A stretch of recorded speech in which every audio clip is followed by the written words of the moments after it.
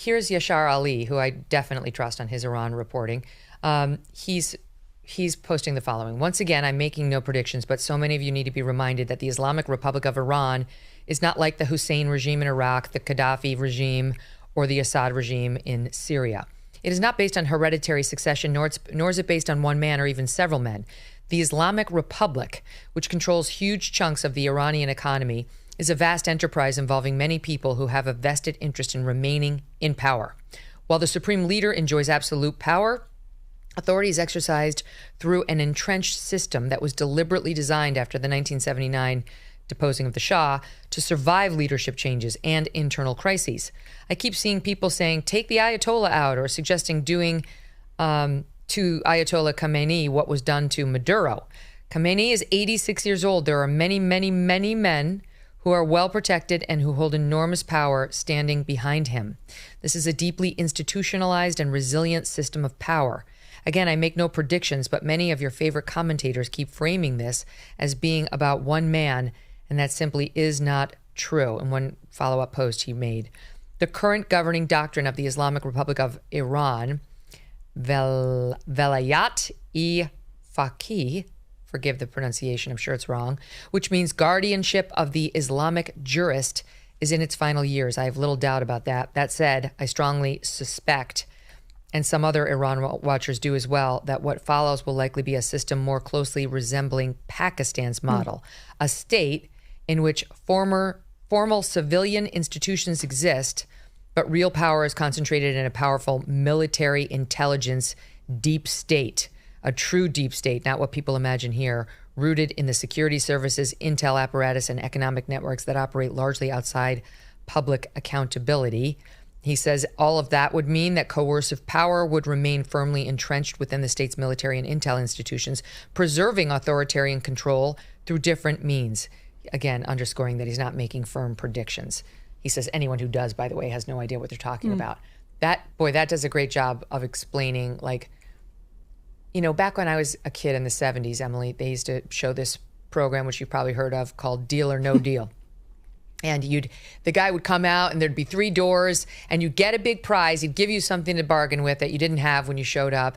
And then he'd show you, like, you have door 1, 2, and 3. And maybe he'd open one door and it would be like a new bedroom set. And you could keep the bedroom set plus the little prize you had in your pocket. Or you could go for what was behind door number 2 or door number 3. And sometimes it would be just a complete boob. And other times it would be a new car and it would be totally sick. And what I'm gleaning is we have no idea what's behind door number 1, 2, or 3. But so far, like what I'm saying, neither option seems like the Lamborghini. Right. And the one thing, as Yashar puts it there, that just about everybody who's honest should agree on is that we do not know. We don't know. And anybody who is lacking the humility to admit that, I think you should be treating them with suspicion because they probably have been wrong in the past time and again. The only thing that we can know right now is that the situation is obviously deeply uncertain, and that should be frightening because we've gone into a whole lot of situations in the last 50 years, but even just the last 20 years, pretty confident that we had everything under control, and then everything ends up spiraling exactly out of control. So it's tough because nobody wants to see what happens to the people of Iran. One of the points that Yashar made there is it's not just about one man. It's the same thing in a place like Cuba, or actually in a place like Venezuela. It's not just about Maduro. It's not just about Castro or who's in charge of Cuba right now or who's in charge of Iran right now. It's about the fact that they still have supporters also inside of the country. And even the people who don't support them don't necessarily still support the U.S. either. It's not as though you have people on the streets of Iran saying, turn us into Manhattan. Maybe some of them would love that. Maybe some people would like to get out of Iran and go to Manhattan. But that's not the sentiment that is animating these protests universally. And to act like it is, again, anybody who's doing that should be treated with deep suspicion. Well, I think the problem for us in analyzing this as Americans is we have freedom in our blood. We really do. I mean, it's in our DNA. And so we're like, fuck yeah. Let's do it. They want to be free, and we want to help them. We're the United States of America. Fucking A. Sorry. But I think that that's how most of us feel in our hearts. And, Glenn, our mutual friend, Glenn Greenwald, was making the point because, he's very, very skeptical of all of these foreign interventions. And he was making the point that, he was a little sharper on it. But basically, if you believe that the reason we're intervening in places like Venezuela or Iran is because our government is just pro-democracy and just really wants to help these people who want democracy in Iran, he's got a bridge to sell you.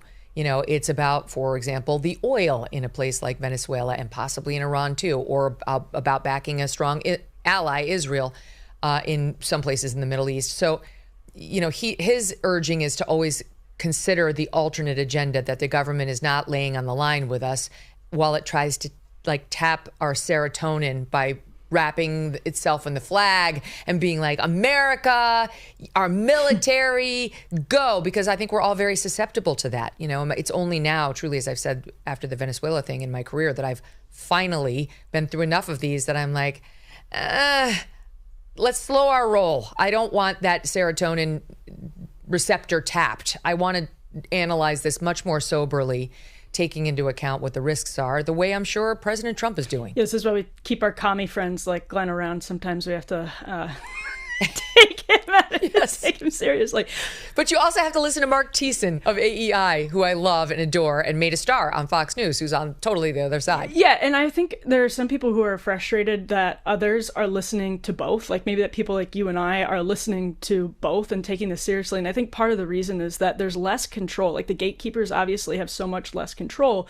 You were talking about Fox News last week, and it is sort of remarkable to now have the contrast between new media and old media as it's happening, because you just get the split screen. And the good news about new independent media is that there is this kind of cacophony of different opinions and people who, if you respect your audience, they're smart enough. They're just as smart, if not smarter than most of us. They can make up their minds about what's happening on their own if you present all of the different viewpoints fairly. And I think one of the things happening right now is that people are just so able to see through the propaganda and the spin.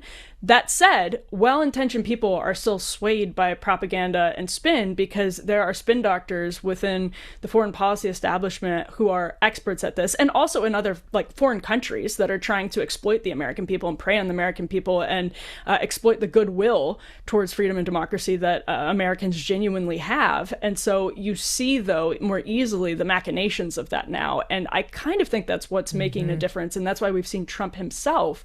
Again, he pushed back on DeCopel's thousands and thousands number last night, which was very interesting on CBS, and has kind of dismissed Pahlavi. So there's interesting stuff happening right now.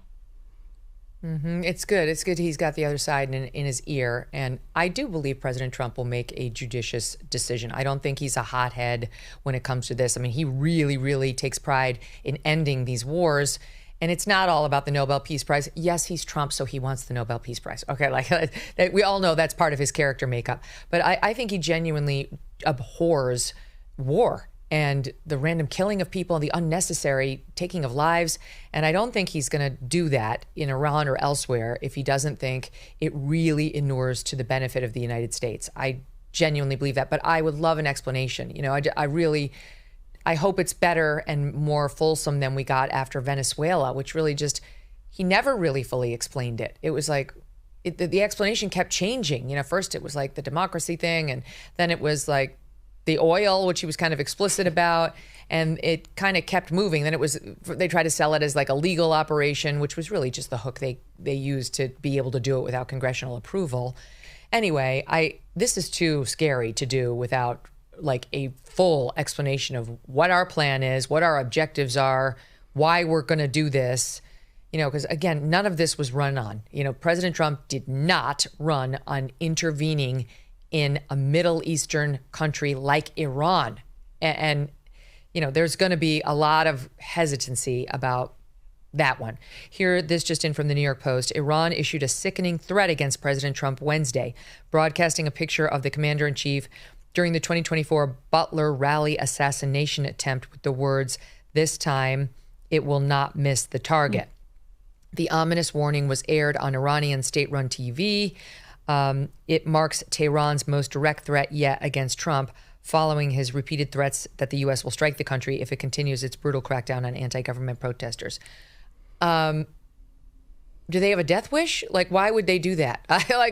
My first thought is like, did they actually do that? Because that seems like the dumbest, most, you're not allowed to use the word retarded, but that's the word that comes to mind, thing that you could possibly do in the position that Iran is in.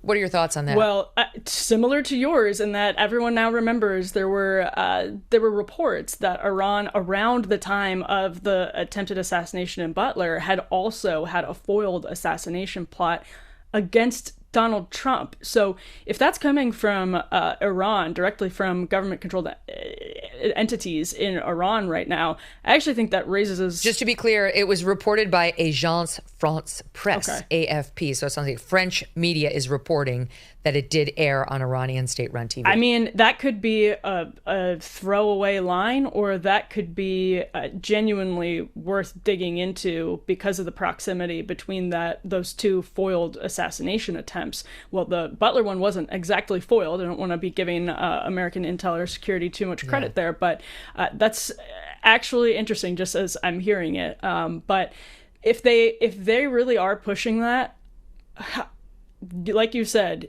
and they want to stay in power, boy, they're putting, of course, their own people in more danger, as we know, and not that that's particularly a red line for them, but they're putting their own people in more danger. They're putting themselves in more danger because, Megyn, to your point, Trump does not like looking weak.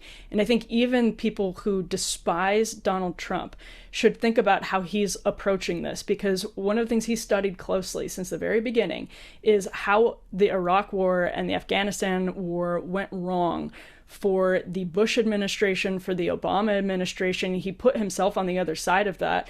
And he does not want his legacy to be tainted by forever wars, especially after campaigning against them. So he's not going to want a long entanglement by any means.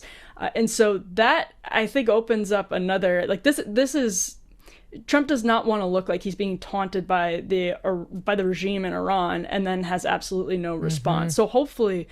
Remember the report before it broke after Venezuela, but there was a report that, and then Trump actually himself commented on it, that he was very annoyed by Nicolas Maduro's dancing, like kind of making fun of Trump and kind of like daring him to come get me. And then, next thing you know, we did in this crazy military operation that had all sorts of tools, according to what I read on the interwebs, that people didn't know we had, speaking of kinetic operations that don't necessarily involve a bomb. And Nicolas Maduro is now sitting behind bars in New York City. So Trump can be taunted into doing something he otherwise kind of wants to do anyway. I don't think like they could get him, like, you can't taunt him into like bombing London, but these terrible leaders who deserve to go and like he's on the fence, they should keep their damn mouths shut, as Will Smith so beautifully put it. What a throwback. Keep a damn name out your damn mouth, or however Keep our president's name out of your damn mouth. A new year means new financial goals, like making sure your savings are secure and diversified. Will this be the year you decide to talk to someone from Birch Gold Group? They use an educational approach with a deep understanding of macroeconomics. There are forces pushing the dollar lower right now and gold higher, which is why they believe every American should own physical gold. So until January 30th, if you are a first-time gold buyer, Birch Gold is offering a rebate of up to $10,000 on qualifying purchases. To claim eligibility and start the process, just text MK to 989898. Birch Gold can help you roll an existing IRA or 401k into an IRA in gold, and you are still eligible for a rebate of up to $10,000. Consider making right now your first time to buy gold and take advantage of a rebate of up to $10,000 when you buy by January 30th. Text MK to the number 989898 and claim your eligibility today. Again, just text MK to the number 989898 to check it out. Thanks so much for watching. If you like what you just saw, hit the subscribe button for more clips and full episodes.